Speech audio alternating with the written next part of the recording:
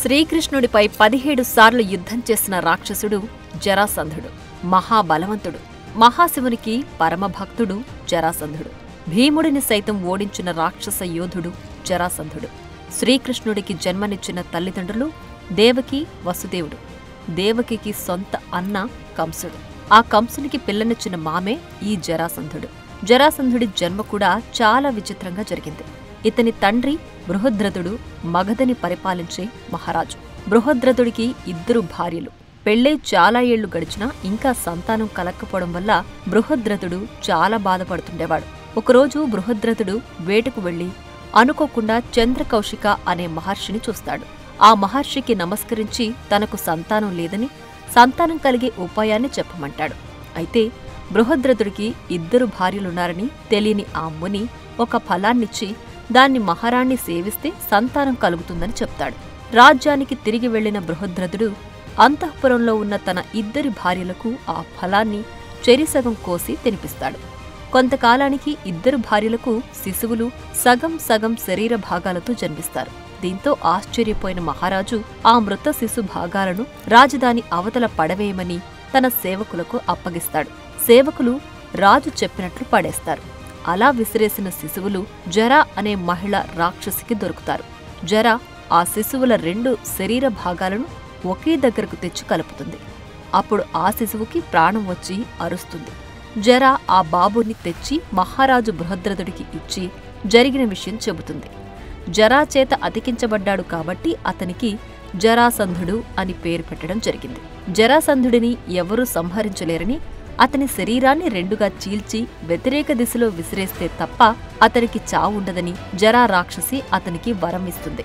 ఆ తరువాత ఒకరోజు చంద్రకౌశిక మహర్షి బృహద్రథుడి రాజ్యానికొచ్చి జరాసంధుడిని చూసి జరాసంధుడు గొప్ప శివభక్తుడవుతాడని దీవిస్తాడు.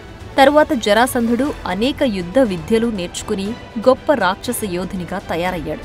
అస్త్రశస్త్రాల ప్రయోగంలో ఆరితేరిపోయాడు. అన్ని వేదాలను ఔపోసన పట్టాడు. ప్రతి నిత్యం శివునికి పూజలు చేస్తూ శివభక్తుడిలా మారిపోయాడు. ముఖ్యంగా మల్లయుద్ధంలో అద్భుతమైన ప్రావీణ్యాన్ని సంపాదించాడు. ఈ భూమి మీద మల్లయుద్ధంలో ఇతన్ని మించిన వారు లేరంటారు. జరాసంధుడు తన 2 కుమార్తెల ఆస్తి ప్రాప్తిని కంసుడికిచ్చి వివాహం చేశాడు. అయితే తన సోదరి దేవకి యొక్క 8వ కుమారుడి చేతిలో తనకు మరణం ఉన్నదని జ్యోతిష్కుల ద్వారా తెలుసుకున్న కంసుడు దేవకి, వసుదేవుడిని చెరసాలలో బంధించి వారికి జన్మించిన 7 బిడ్డలను చంపేస్తాడు. చివరకు 8వ బిడ్డగా జన్మించిన శ్రీకృష్ణుడు తన మేనమామ కంసుడిని సంహరిస్తాడు. ఇదంతా వేరే కథ. కంసుడి చరిత్ర, శ్రీకృష్ణుడి జన్మరహస్యం గురించి మనం ఇంకో వీడియోలో చెప్పుకుందాం. ఇక మన కథలోకొస్తే తన అల్లుడు కంసుడిని చంపి తన కూతుళ్లను విధవరాళ్లను చేసిన శ్రీకృష్ణుడిపై పగ పెంచుకుంటాడు జరాసంధుడు. ఎలాగైనా శ్రీకృష్ణుడిని చంపి తన అల్లుడు కంసుడి చావుకి ప్రతీకారం తీర్చుకోవాలనుకుంటాడు. కృష్ణుడి పట్ల విరోధంగా ఉన్న ఇతర రాజ్యాల మహారాజులతో కలిసి ఒక గొప్ప శక్తివంతమైన సైన్యాన్ని తయారు చేశాడు. ఆ సైన్యాన్ని ఓడించడం ఎంతటి వీరులకైనా సాధ్యం కాదు అనేంతగా అత్యద్భుతంగా మలిచాడు. ఒకనాడు శ్రీకృష్ణుడు నివసించే ద్వారక మీదకు దండెత్తాడు. అప్పుడు శ్రీకృష్ణుడు పెళ్లి చేసుకుంటూ ఉన్నాడు. పెళ్లి కొడుకుని చంపడం మంచి పద్ధతి కాదని జరాసంధుడు తన సైన్యంతో వెనక్కి తిరిగి వచ్చేశాడు. తర్వాత మళ్లీ ఇంకోసారి ద్వారకపై దండయాత్ర చేస్తాడు. అప్పుడు శ్రీకృష్ణుడికి జరాసంధుడికి మధ్య యుద్ధం భయంకరంగా జరుగుతుంది. కొన్ని రోజుల పాటు జరిగిన ఆ యుద్ధంలో చివరకు శ్రీకృష్ణుడు జరాసంధుడి సైన్యం మొత్తాన్ని, అలాగే వివిధ రాజ్యాల రాజులను దారుణంగా సంహరిస్తాడు. జరాసంధుడు ఒక్కడినే వదిలేస్తాడు. తిరిగి వచ్చిన జరాసంధుడు మళ్లీ కొంత సైన్యాన్ని సమకూర్చుకుని కొంతమంది రాజులను తీసుకుని శ్రీకృష్ణుడిపై యుద్ధానికి వెళతాడు. అప్పుడు శ్రీకృష్ణుడు మళ్లీ ఇంకో పెళ్లి చేసుకుంటూ ఉండేవాడు. పెళ్లి కొడుకుని చంపడం మంచిది కాదని జరాసంధుడు మరలా తన సైన్యంతో వెనక్కి తిరిగి వచ్చేశాడు. కొంతకాలం తర్వాత మళ్లీ ఇంకోసారి ద్వారకపై దండెత్తేవాడు. అప్పుడు మళ్లీ శ్రీకృష్ణుడికి జరాసంధుడికి మధ్య యుద్ధం భయంకరంగా జరిగేది. ఆ యుద్ధంలో శ్రీకృష్ణుడు జరాసంధుడి సైన్యం మొత్తాన్ని, అలాగే వివిధ రాజ్యాల రాజులను దారుణంగా సంహరించి జరాసంధుడు ఒక్కడినే విడిచిపెట్టేవాడు. ఇలా 17 సార్లు శ్రీకృష్ణుడిపై యుద్ధానికి వెళ్లాడు జరాసంధుడు. అయినప్పటికీ జరాసంధుడిని చంపకుండా 17 సార్లు వదిలిపెట్టాడు శ్రీకృష్ణుడు. చివరికి కృష్ణుడి చర్యలతో విసిగిపోయిన బలరాముడు జరాసంధుడిని ఎందుకు చంపట్లేదని కృష్ణుణ్ణి అడుగుతాడు. అందుకు కృష్ణుడు, ప్రతిసారి జరాసంధుడు యుద్ధం చేయడానికి ఓ కొత్త సైన్యంతో వచ్చేవాడు. ఆ సైన్యంలో అత్యంత శక్తివంతులైన రాజులతో సహా భూమి మీద ఉండే అనేక మంది దుష్టులు కూడా ఉండేవారు. వారందర్నీ యుద్ధంలో ఒకే చోట చంపేవాడిని. అలా ప్రతిసారి దుష్టులను జరాసంధుడు తీసుకొచ్చేవాడు. నేను వారిని సంహరించేవాడిని. అదే మొదట్లోనే జరాసంధుడిని చంపితే ఇంతమంది దుష్టులు, దుర్మార్గులు నా దగ్గరకు వచ్చేవారు కాదు, నా చేతిలో చచ్చేవారు కాదు కదా. అదే నేను ప్రతి రాజ్యం తిరిగి అక్కడి దుష్టరాజులను చంపాలంటే చాలా సమయం పడుతుంది. జరాసంధుణ్ణి వదిలేయడం వల్ల వాడే వీళ్లందర్నీ ఏకం చేసి నా దగ్గరికి తెచ్చేవాడు. నేను యుద్ధం పేరుతో వీళ్లందర్నీ చంపేవాణ్ణి అని బలరాముడికి సమాధానమిచ్చాడు శ్రీకృష్ణుడు. అప్పుడు శ్రీకృష్ణుని మేధస్సును, ప్రజ్ఞా పాటవాలను, యుక్తిని మెచ్చుకుంటాడు బలరాముడు. ఆ తర్వాత కొంతకాలానికి ధర్మరాజు రాజసూయ యాగం చేయాలని నిశ్చయించుకుని శ్రీకృష్ణుడి వద్దకు వెళ్లి తన అభిప్రాయాన్ని చెబుతాడు. రాజసూయ యాగానికి చాలా ధనం అవసరమని, జరాసంధుడి దగ్గర చాలా ధనం ఉందని, జరాసంధుడు అనేక మంది రాజులను బంధించి హింసిస్తున్నాడని, తన మాట వినని రాజులను చిత్రహింసలకు గురి చేస్తున్నాడని, వారి రాజ్యాలను ఆక్రమించుకోవడమే కాకుండా వారి భార్యలను చెరబడుతున్నాడని, ప్రజలపై అనేక రకాల పన్నులు వేస్తూ వాళ్లని పీడిస్తున్నాడని, ఇక జరాసంధుడి అరాచకాలకు ముగింపు పలికే సమయం ఆసన్నమైందని ధర్మరాజుకు చెప్పి భీముడు అర్జున్ని తీసుకుని జరాసంధుణ్ణి చంపడానికి మగధ రాజ్యానికి వెళతాడు. మగధ పొలిమేరలకు చేరుకున్నాక అక్కడ వీరు బ్రాహ్మణ వేషాలు వేసుకుని జరాసంధుడి కోట మీద ఉన్న డంకా గురించి శ్రీకృష్ణుడు భీముడికి చెబుతాడు. ఆ ఢంకాలు శత్రువులు ఎవరైనా రాజ్యంలో ప్రవేశిస్తే తామంతట తామే మోగుతాయి అని భీముడికి చెప్పి ఆ ఢంకాలను నీ ఉదరముతో చీల్చమని చెప్తాడు.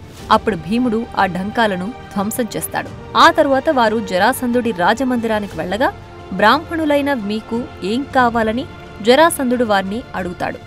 అందుకు కృష్ణుడు ఏమడిగినా ఇస్తారా అనగా, నేను పూజించే మహాశివుని మీద ఆన, మీకేం కావాలో కోరుకోండి, తప్పక ఇస్తానని మాటిస్తాడు.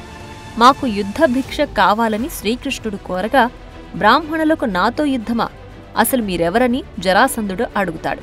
అప్పుడు వీళ్లు తమ నిజరూపం చూపిస్తారు. శ్రీకృష్ణుడి మీద కోపంతో ఉన్న జరాసంధుడు, నేను నీతోనే యుద్ధం చేస్తానంటాడు. అప్పుడు కృష్ణుడు, నీవు భీముణ్ణి ఓడిస్తే నన్ను ఓడించినట్టేనని చెప్తాడు. అందుకు సంతోషించిన జరాసంధుడు, నా ముందు భీముడు ఒక బచ్చాగాడని భావించి మల్ల యుద్ధానికి అంగీకరిస్తాడు. జరాసంధుడికి భీముడికి మధ్య మల్ల యుద్ధం భయంకరంగా జరుగుతుంది. 2 పర్వతాలు ఢీకొన్నట్టుగా, 2 ఏనుగులు పోరాడుతున్నట్లుగా ఇద్దరూ అతి బలవంతులు, సరిసమానులు ఒకరికొకరు తగ్గకుండా యుద్ధం చేస్తున్నారు. అయితే ఇక్కడ జరాసంధుడు భీముడి కన్నా బలవంతుడు. మల్ల యుద్ధంలో మెళకువలు తెలిసినవాడు. భీముడిపై దారుణంగా పిడిగుద్దులు గుద్దుతాడు. ఆ దెబ్బలు తట్టుకోలేక భీముడు మూర్ఛపోతాడు. కొంతసేపటికి తేరుకుని మళ్లీ యుద్ధానికి దిగి జరాసంధుడిపై పిడిగుద్దులు గుద్దుతాడు. అతని చేతులు మెలితిప్పి కాళ్లతో దారుణంగా తంతాడు. ఇలా ఇద్దరి మధ్య 27 రోజుల పాటు యుద్ధం భయంకరంగా జరుగుతుంది.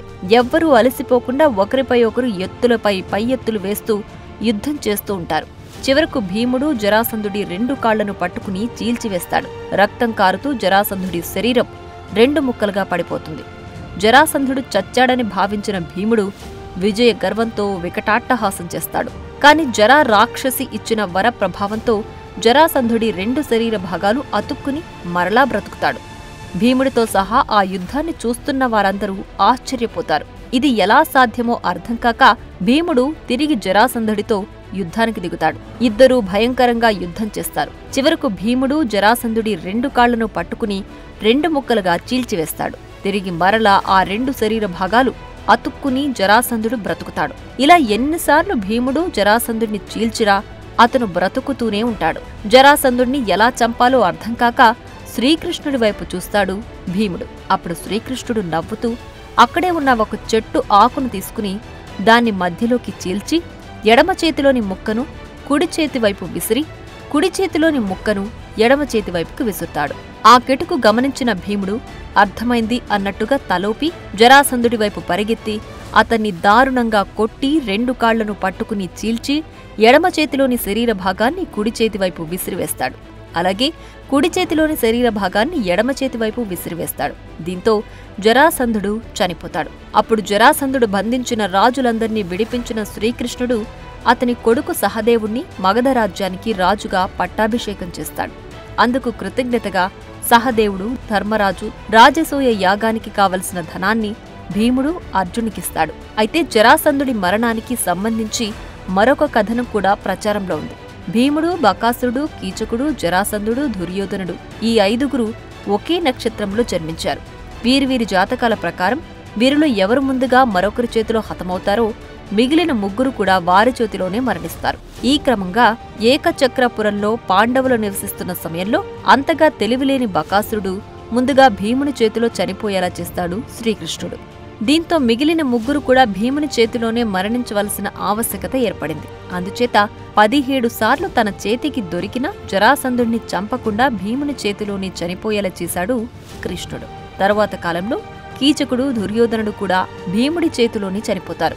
ఇదంతా ఆ జగన్నాటక సూత్రధారి శ్రీకృష్ణుడు ఆడే నాటకం. మనం కేవలం పావులు మాత్రమే. ఇది తెలుసుకుని మంచిగా జీవించాల్సిన బాధ్యత మనందరిపై ఉంది. For more videos like this, subscribe Big TV channel.